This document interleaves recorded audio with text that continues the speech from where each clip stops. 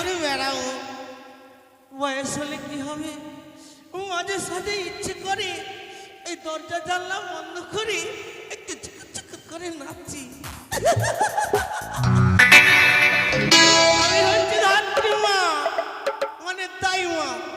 দায়ে বললে আমাকে সবাই মা বলে, আর দাই পুরালে আমাকে কেউ চিনতে পারে না, চিনতেই পারেন না, ভুলে গেলেন কথা। যাক মা, একটু হয়ে যাক।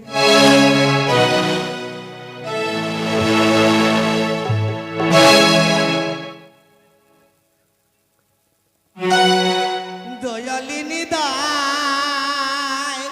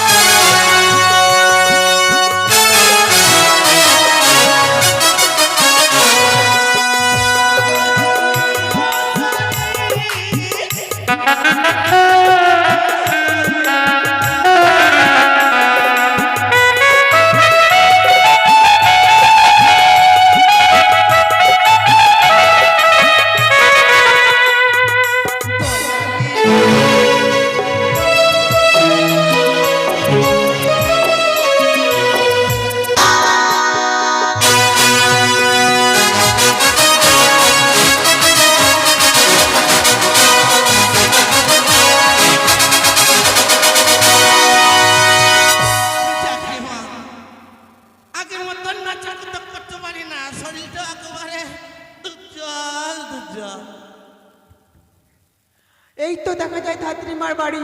একবার ডেকে দেখি ধাত্রীমা আছে কিনা বাড়িতে। কোথায় ধাত্রীমা? হাই রে আমার কপাল রে, ভাবলাম একটু আরাম করি, কে যেন বাইরে ডাক দেয়। ধাত্রীমা বাড়িতে আছো? যাই দেখি কে এসেছে।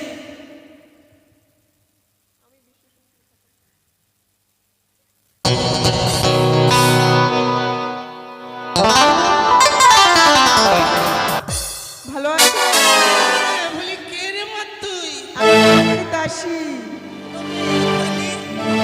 রাখতে এসেছি। আর সইতে পারছি না। রানীমা এমন কি হয়েছে?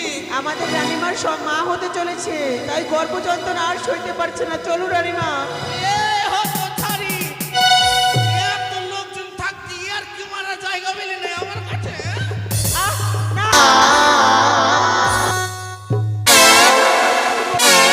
সত্যি বলছি। সত্যি বলছিস মা? হ্যাঁ। মারে এ কথা যদি সত্যি হয়, রাজবাড়িতে সোনা দানা ও কিছু জিনিস পাওয়া যায়। হ্যাঁ, চলো তাড়াতাড়ি। শোন মা, বলো। আমি তো আগের মতো চলাফেরা করতে পারি না। এ ধর আর নিয়ে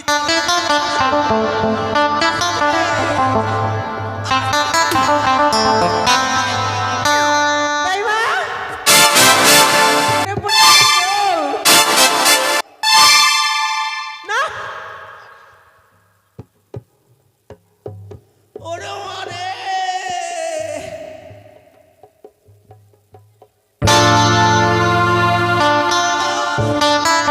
হচ্ছে আমার হচ্ছে কামড়টা মা।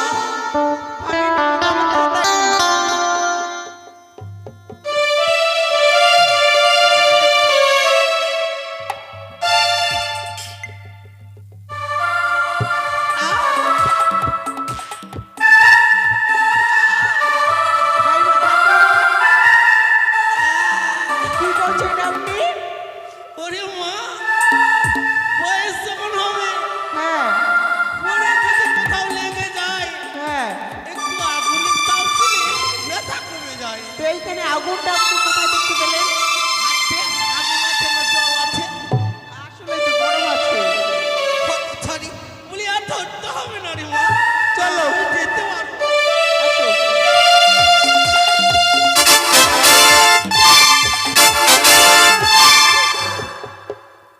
দাসী, আমি যে হারে এমন করে হুজুর বেদনা সহ্য করতে পারছি না।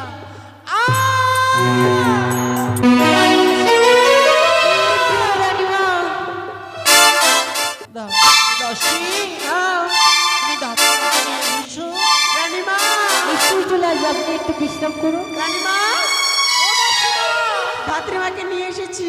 এসো তাড়াতাড়ি নিয়ে এসো। ধাত্রীমা, একটু শান্ত হন মা, আমি চলে এসেছি। ধাত্রীমা, রাজবাড়িটা তো অনেক বড়, কিন্তু গেটগুলো আবার ছোট ছোট। রানীমার সঙ্গে কথা বলছি, দেখছিস না? তো ঢুকুন ভিতরে। দাত্রীমা,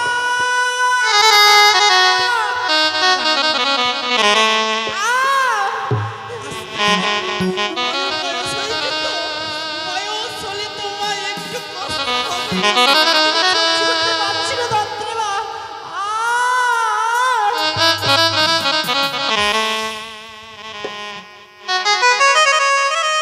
আরে এসো এসো হে দাইবা, এসো মোরে ঘরে।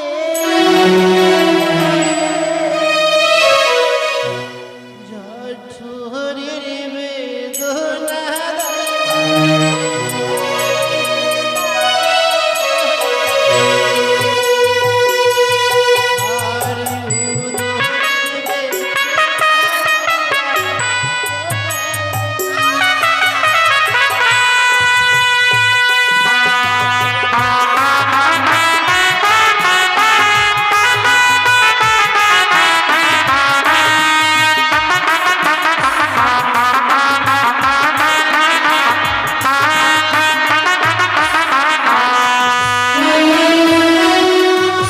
হস্তে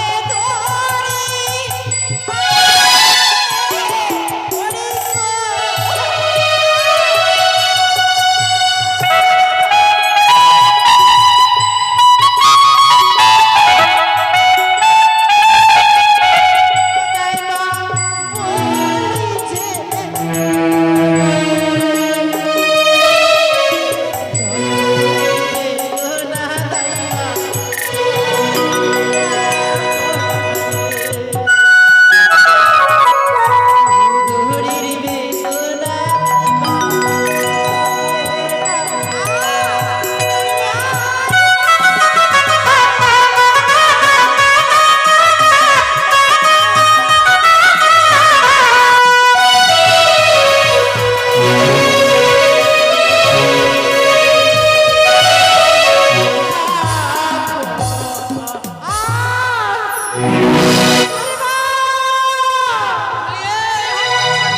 কি হয়েছে বলো?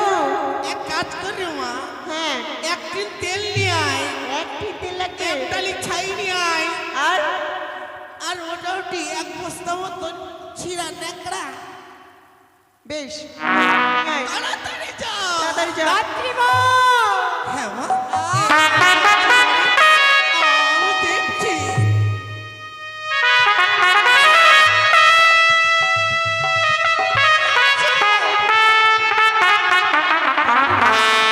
দেখছি।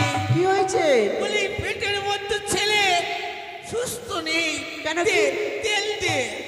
তেল? দাঁড়াও, আনছি তেল। তাড়াতাড়ি নিয়ে আয়।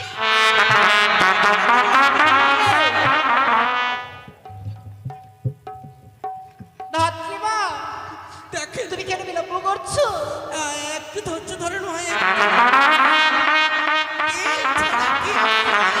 ডলাডলি। দাত্রীমা,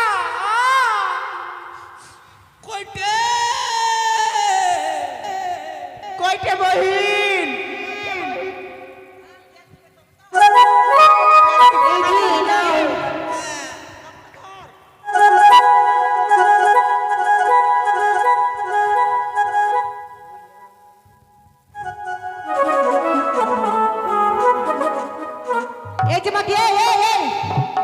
মাখছিস? তেল মাখছিস কেন বলতো?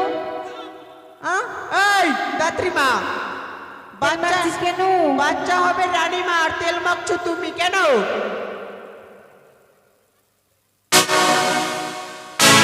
কি রে চাচি? ঢুকো। কি করছে ধাত্রীমা? আস্তে আস্তে করুন। লাগছে। বলি এমন ডলা দিয়েছে রে মা, এক্ষণে হবে। এই ছাড়ি, ঘেরা দে, ঘেরা দিয়ে হ্যাঁ ঘেরা দে। হ্যাঁ রানীমাকে এদিকে বসে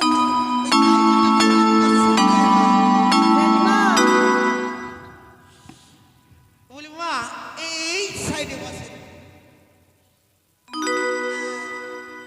আরে কাছাকাছি আয়, এত দূরে থাকলে হবে না।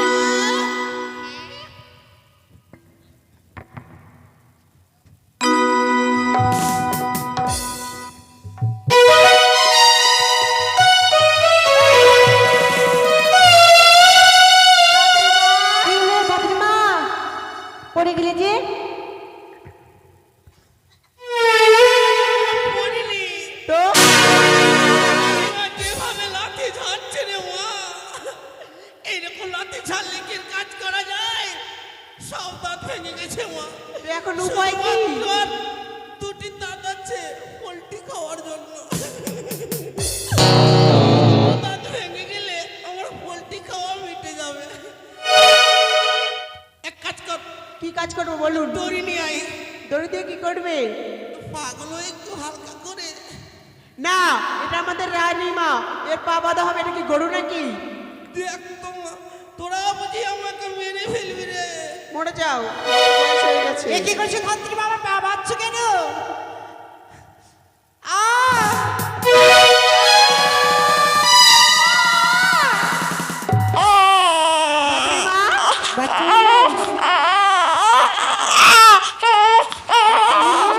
কি হয়েছে দাত্রীমা? আমাদের ভাই হয়েছে না বোন হয়েছে?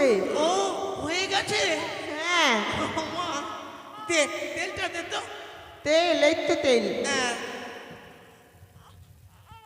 ধাত্রীমা বেশি করে উঠান না, দেখুন ঠান্ডার দিন কিন্তু।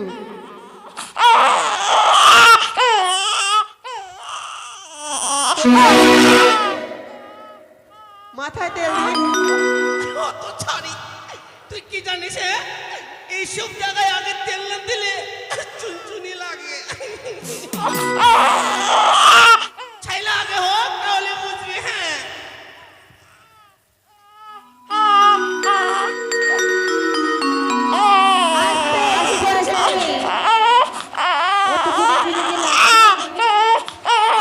দিন।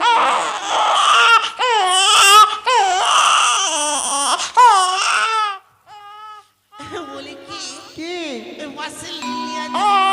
বাসের লিল হ্যাঁ কি করবে? লাভি ছেদন করবো। ঠিক আছে, দাঁড়াও, নিয়ে এসছি। লেলিটে লেলি।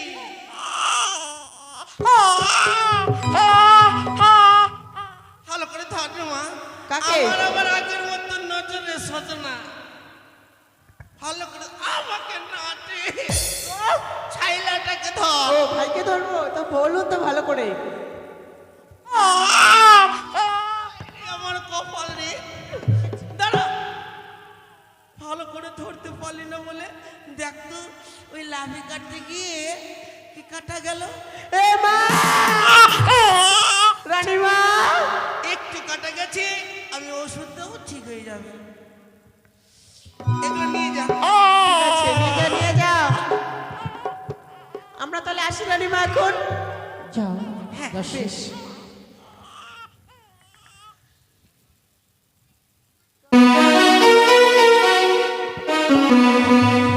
ধাত্রীমা, রানীমা ও বলিও দাই মাগো।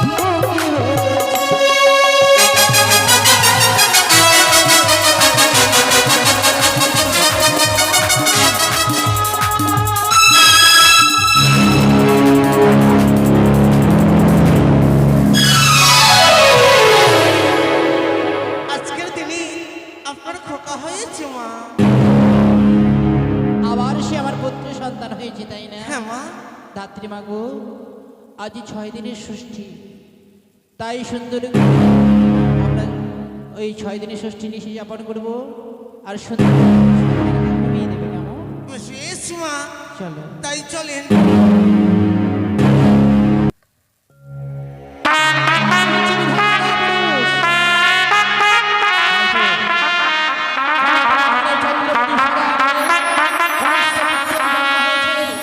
তাই আমাকে তার যেতে হবে।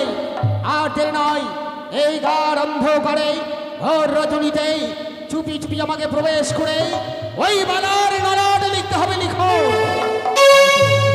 চম্পলনগরবাসী সবাই ঘুমিয়ে গেল। আর দেরি নয়, কেউ যেন জানতে না পারে যেইভাবে ত্রিশচন্ডিকার করে মনসার সঙ্গে আমার কথা হয়েছে, সেইভাবে বালার নরডে আমাকে লিখতে হবে। তাই যাই, চুপি চুপি আমি প্রবেশ করি।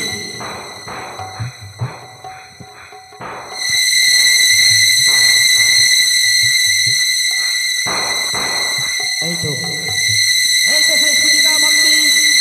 এই সুজিকা মন্দিরে সানেকা ঘুমিয়ে রয়েছে। এবার বালার নলাটা আমি লিখে দিই। ওরে বালা, তোর এক এক করে পরম আই ছিল 120 বছর। তাই আমি শূন্য বিয়ে করে তোর পরম আয়ু 12 বছর। 11 বছর 6 মাসে হল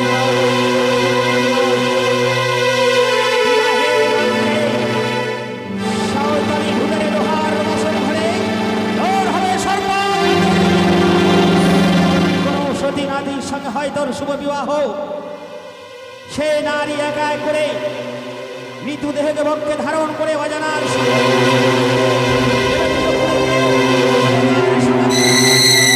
পুনরায় ফিরে আসবে এই চম্পলা নগরে। লিখন আমার হয়ে গেছে। আর এই মুহূর্তে আমাকে এখান থেকে চলে যেতে হবে। কে আতুর ঘরে? দাঁড়াও, তুমি কে? অকস্মাৎ তুমি দরজার মুখে দাঁড়িয়ে রয়েছো। তুমি আমার পথ ছেড়ে দাও। এই মুহূর্তে আমাকে যেতে হবে। ছাড়ো তুমি আমার পথ। দাঁড়াও, এই ঘরে যখন ঢুকেছ তোমাকে পরিচয় দিতে হবে। আমার তুমি পরিচয় জানতে চাইছো? হ্যাঁ, কে তুমি? কেন এবার ঢুকেছিলে আতুর ঘরে? শোনাও দাইমা, আমি অন্য কেউ নয়। তাহলে আমি হচ্ছে বিধাতা পুরুষ, না ভাগ্য বিধাতা। না, একমাত্র তোমার জীবন ধন্য হলো তুমি বিধাতা পুরুষের আজকে দর্শন পেয়েছো। তুমি আমার কাছ থেকে বর চেয়ে নাও। তুমি আমার কাছে যা বর চাইবে এই মুহূর্তে তোমাকে আমি হাসি মুখে দান করবো। বেশ, আজ যখন দর্শন পেয়েছি তাহলে আপনার কাছে আমি কয়েকটি কথা জিজ্ঞাসা করতে চাই। বলো, এমন কি কথা তুমি আমার কাছে জানতে চাও? ও দারুণ বিধি রে,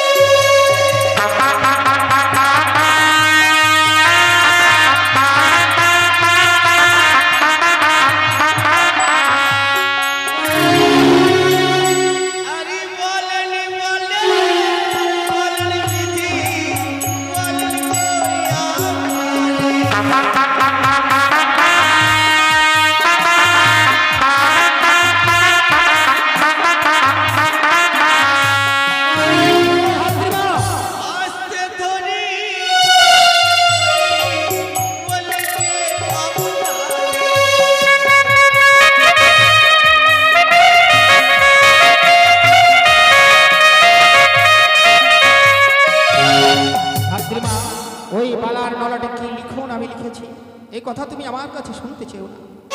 তুমি শুনে স্থির হয়ে দাঁড়িয়ে থাকতে পারবে না। তোমার পায়ের তলা তুমি সইতে পারবে না, বইতে পারবে না। তাই তুমি আমার পথ ছেড়ে দাও। ওই চেয়ে দেখো আগাম যদি হয়ে যায় পথ ছেড়ে দাও। আজ যদি আমার ছাড়ের লালাটি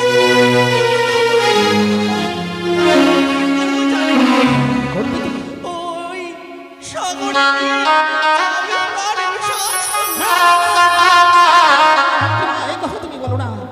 আজ যদি বালার তুমি তোমার প্রাণ বিসর্জন করবে, তবে শুনবে তুমি সইতে পারবে?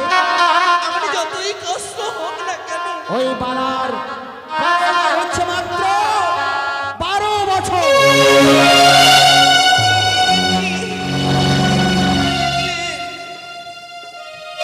এই রাত্রে ভুদারে লোহার বাসর ঘরে মা মনসার কান্নাকৃতি করবে তাকে